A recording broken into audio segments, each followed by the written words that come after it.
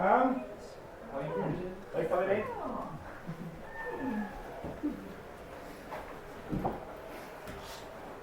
Right. Well, I think you all know my name because I was on the list there. So Paul, and it's up there as well, which is quite handy. Primarily, this talk is usually about an hour long, so I've had to condense it a little bit. And because we're really concentrating on swifts, I thought we'd start off with all four species. So house martin, swallow and sand martin are in the hirundine family, and our swift is in the apidae family. So they're quite separate, although they're all summer migrants. So at the moment, most of these guys are over Africa still. A few sand martins have already hit in the UK, about 100 different sightings around the UK already, which are usually the first ones to arrive. So we'll start with those because they're quite small, just pretty brownish looking, can be confused with house martins. Often we get a lot of reports of early house martins, which tend to be sand martins. So very brownish, they've got a brown band across the chest if you see them close enough, which is unlike the really black and white of the house martin. I call them the orcas of the sky, because they're that black and white and they're hunting insects instead of seals and other things. But probably the most recognisable out of all of them is the swallow. Great to see your first swallow in the spring. Ruby red throat, lovely bluish sheen to the back and the head when the sunlight catches them, and this lovely long streamer forked tail. The other birds have got forked tails, but nowhere near what the adult swallow has. And then obviously the swift on the left, very different, completely designed for flying. And they spend most of their life doing that. So up to about 9 months, a breeding swift will be flying and then only landing to nest, which we'll go into in a minute. So these birds all nest in different situations, which is quite important to realise, especially when we're trying to help them. So this is a swallow brood in one of my sheds. Put up the artificial nest cut up in the corner in the apex of the shed, and here you can see almost fully fledged swallow chicks. Can you see them following that fly? Yeah. Gives you a bit of a clue what they like to eat. So they'll follow that fly really, and there's an adult almost coming in to feed there. So the house martin. They build their nest cups out of mud, the same as a swallow, but in a very different situation. So under eaves, the deeper the eaves, the better. Gives them protection from the weather and from predators. Things like hobby, sparrowhawk, kestrel, will swoop up and try and take house martins, and especially the youngsters when they're poking their heads out of the nest. So the more sheltered that nest can be, the better. And that's a little picture of the side of my house, which is quite covered in all sorts of nest boxes for house martins and swifts. For both swallow and house martin, mud is a critical part of their habitat. If they haven't got the mud, they can't build their nests. So even if you've got a suitable eave, a suitable shed or outbuilding, if you haven't got the mud nearby, they reckon about 600 metres, because by the time they've collected it and got back to the nest site, the mud will have dried. So it needs to be fairly wet still, so you can stick it and build up the nest cup. So I provide a tray of mud, especially in dry springs. By the time we get to April and May, in the summer's past recently, a lot of mud has dried up. Even where you've got cattle poaching gateways, there's a good source of mud, but often they're dry as well. If you've got a river or a pond with good muddy edges, that's often where you'll find house martins nesting quite close by.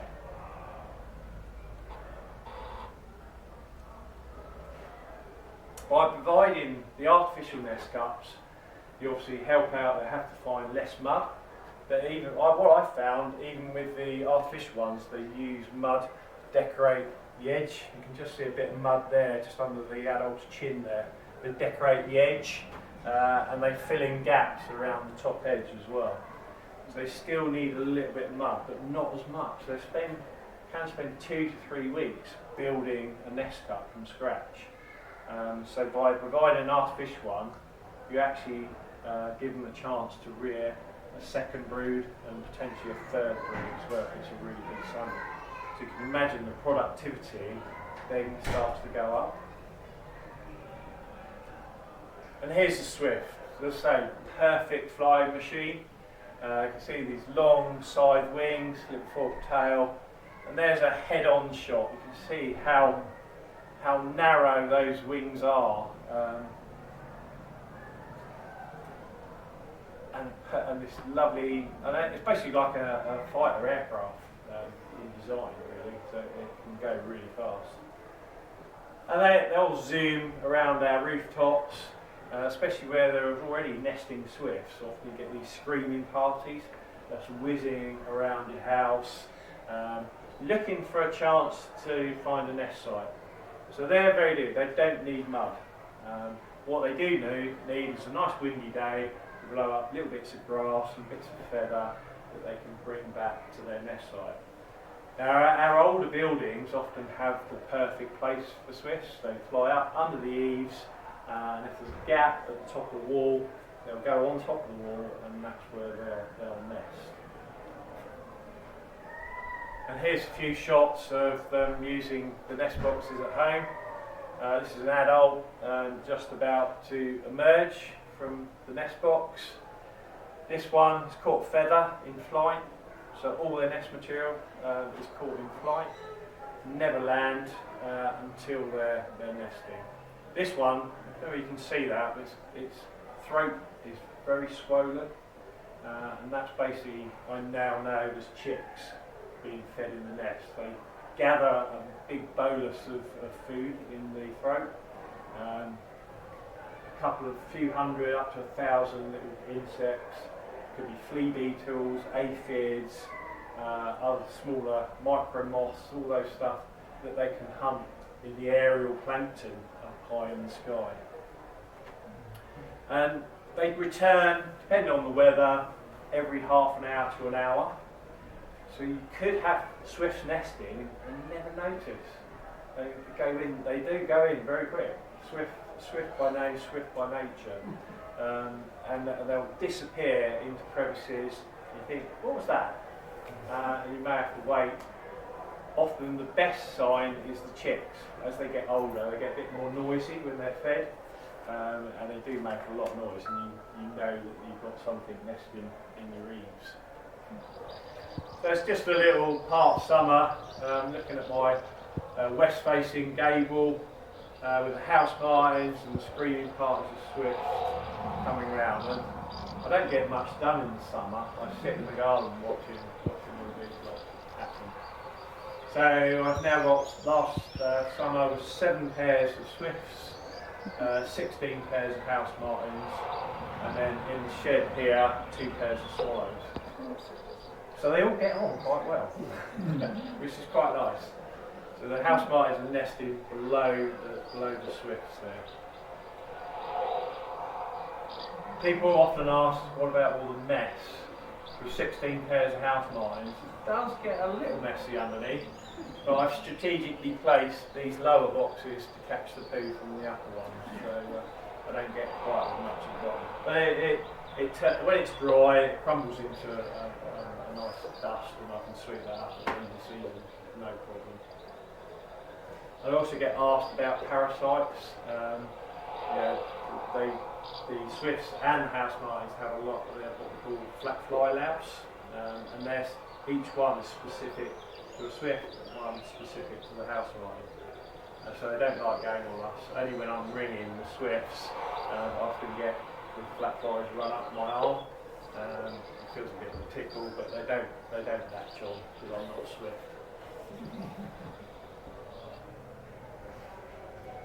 So over the years, as the colony's built, I've put cameras in most of the swift boxes. Also now got cameras inside the house martin, a couple of the house martin nest cups as well. But it's just fascinating to see when the first swift arrives. So my earliest date was the 23rd of April, several years ago. And that adult, it's really hard to sex swifts by the way, so I'm assuming it's a male, but it may be the female, always returns to that box every year since they took that box up in 2020. That it's always the first bird to return. So it could be earliest 23rd of April, or the latest I think is about 3rd of May. So you get an idea when your first breeding swifts start to arrive. And there's the 19th of May, we've got a pair have arrived, so they don't migrate together. So they go all the way down into Africa and they basically don't see each other. But this is why it's so important swift nests are conserved, because this is where they meet. They've got a very short season. They're probably one of our shortest staying, that and cuckoo, probably our shortest staying summer migrants. So they arrive in May, and most of them are fledged young by the end of July. And they, by August, suddenly you realise that the swifts have disappeared. It's that much of a cut-off. You do get new pairs of swifts that will raise young and start quite late. But give you an idea, I had a pair, was it last year I think it was, both partners arrive, 5 days after they arrived, the first egg was laid. It just shows you how quickly they need to get on. So through June and July they're feeding young, which is the peak season for insects in the UK. Bright white eggs, so usually means they're a cavity nester. You've got white eggs, so they can see them in the darker environments. As a young pair of swifts, they're notoriously good at knocking the eggs out of the nest. And once the egg's out, they ignore it, they don't put it back in or anything. So it's quite important to have a nice dip. And in my nest boxes, I provide what's called a nest form. So there's a hollow in the box that can speed up breeding by a year, which is great. There's a new pair of swifts. Usually they're prospecting through June. So they found a box, they'll try and make a bit of a nest for the following year. So quite slow breeders, maximum of 3 chicks usually. There are cases with 4 or 5, but that's quite rare. So they're raising potentially up to 3 chicks each year, and consequently they're quite long lived. So sort of average age, good age is 12 years. But because if you lose one of the adults, they will quickly attract another one.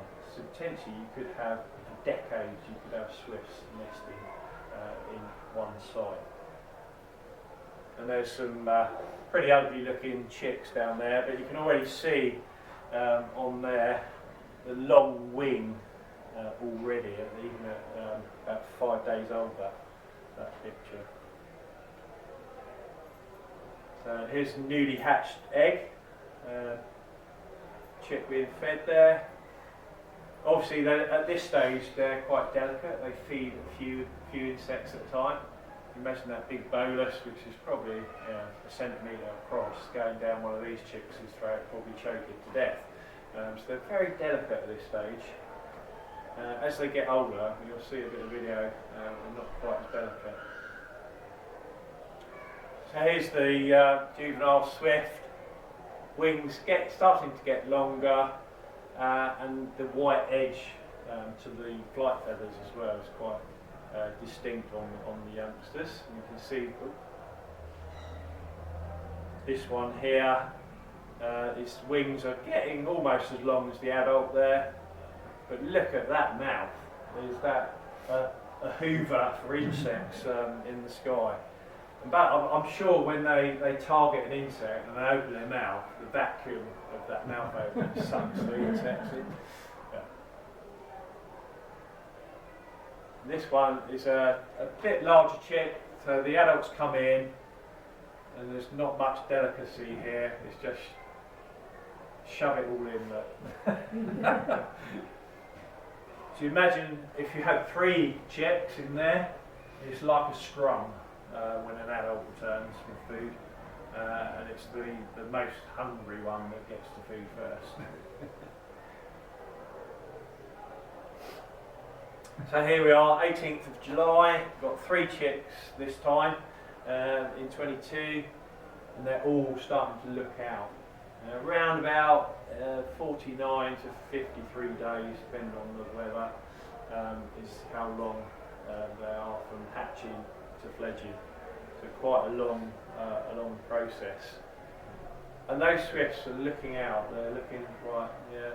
Once they start looking out, I reckon within 3 to 4 days they're going to fledge. But I've only ever seen 2 fledge before. I've waited for hours, not seen anything. Gone in for a cup of tea and then they've gone. But they often fledge the first thing in the morning or last thing at night. Last thing at night just seems, why would you go out of the nest box when it's almost pretty well dark? But you think about it, it's quite clever because the lack of aerial predators at that time can help them fledge. There's lots of myths about how high you put a swift box, what aspects and all that. It's just basically give it a go. I've seen swift chicks fledge twice, and they've just gone basically straight out. There's a lot of myth about that they drop and then open their wings and go. You think swift chick is doing press ups? They do exercise their wings by doing press ups before they fly. And once they go, basically they just go, right, I'm going to fly! So they really do pick up speed really quickly. It's a bit of a usual bad dismount from the box, but they do then flap hard and they're off. Once those chicks leave the nest, they never come back to that box. They're gone. And they have to learn to feed, the adults don't feed them, and then they have to find their way way down into southern Africa. And that's the journey. Do they come back to the box the next year to breed? They don't, so they find another nest. Yeah. There's a few records of ringed chicks returning close to where they fledged, but it's only 1 or 2%. So a swift born, say, in Barkham could end up nesting in southern France or northern Europe. They tend to follow where there are lots of other swifts, and then they know that they're breeding swifts in that area. But you can see that massive journey they make, and it's incredibly quick. I mean, at the moment they're probably they're down here somewhere, and the first ones will start heading back mid-April to get up into northern Africa. There's a bit of a stopover point that's been found by using geolocators in Liberia. A massive gathering of swifts feed up before they then shoot across the Sahara or skirt around the Sahara and then back to the UK for May. So, amazing to think they're feeding around some of the big African wildebeest and elephants and things like that. One of the most frustrating things about swifts is watching them prospect on your nest boxes. I now use a cooler, which is this system I've got here. You can turn it on so you can hear what a pair of swifts sounds like that are nesting. Loud enough, you want to hear that. So that is a pair of swifts inside a nest. We call it duetting. So they duet. And the youngsters go, oh, there's someone nesting there. So we can trick the youngsters into thinking that is a nesting pair of swifts. And when they go up and check the box like this, they slowly realise there's no birds in there. They maybe think they're next door, but then they will go in and nest, and that cuts take-up time massively. Now that bird that's prospecting is probably around 2 to 3 years old, so it hasn't bred for until it's about 3 or 4. Can't concentrate when I hear swifts. So that may not nest this year. It may check out that box and then go into it the following year. So it could be 3 years before they actually find a nest site, and then another year before they actually attempt rearing some chicks. So how can we help all these birds? Obviously I've shown you what you can do with nest boxes, putting them up in the right positions, using a cooler to cool in breeding swifts. But the mud, I showed you the tray of mud that can be utilised if there's no other place. Some people, they've got a puddle that if that dries out, they run a hose to it and trickle water into it, keep it wet. So your house martins and your swallows can still breed. But one of the most important things is habitat with lots of insects. Yeah, if they haven't got the insects, they're not going to manage to rear the young. And I think the decline of house martins especially is due to the lack of mud, but also the insects. So if they're rearing 4 or 5 chicks each brood, usually, hopefully 2 broods, sometimes 3. That's quite a difference in recruitment. If even just one chick less on each brood. So if it's 3 chicks per brood, that's 6. If they raise 5, obviously that's 10. So it's quite a big difference. And I think this is what happened. That and people knocking off house martin nest cups, mud ones. Birds return, and often there's not really anything I can build on. And then with a lack of mud, they've got more to repair, then they give up and go somewhere else where there is mud. So really important things. I've been involved with lots of different projects around Sussex now. Can't even remember them, all the list of different ones anyway. But I'm slowly seeing take up of the house martin cups and swift boxes now. So I get feedback from these projects, which is fantastic to hear. And it keeps me going, and it keeps these projects going as well. So I think I fitted 158 swift boxes last year. I think I'm going to beat that in the first half of the year this year. And even Mr. Packham, he's got a triple nest cup of mine. And I've just heard that I may well be filmed for Springwatch this year, so keep your eyes out for my house and hopefully not too much of my ugly mug. And please help our birds really. And open to questions. We've got 5 minutes for questions now. I missed the thing about the calling them. You said 3 things you can do to help. One was calling them. I can use the caller to attract them to the nest boxes. So would we put a caller in? I can fit those. I do the whole service. Okay. So how does that work? So basically, you've got the speaker goes up near the entrance. Like that. The speaker goes up near the entrance of the box, and then I've got a speaker wire that comes all the way into the house. I'm through using an opening window because the window's shut on that cable without damaging it. And then this is plugged into a timer. Turn it on, usually May at some point, right through to mid-August. While the swifts are around. Just play it as much as you can. If you haven't got swifts nesting nearby, try and encourage you to have it a loud volume, which you can bear. Because when that's going, if you have it on all day and it's quite loud, it can be a bit irritating. I nearly had a divorce over that.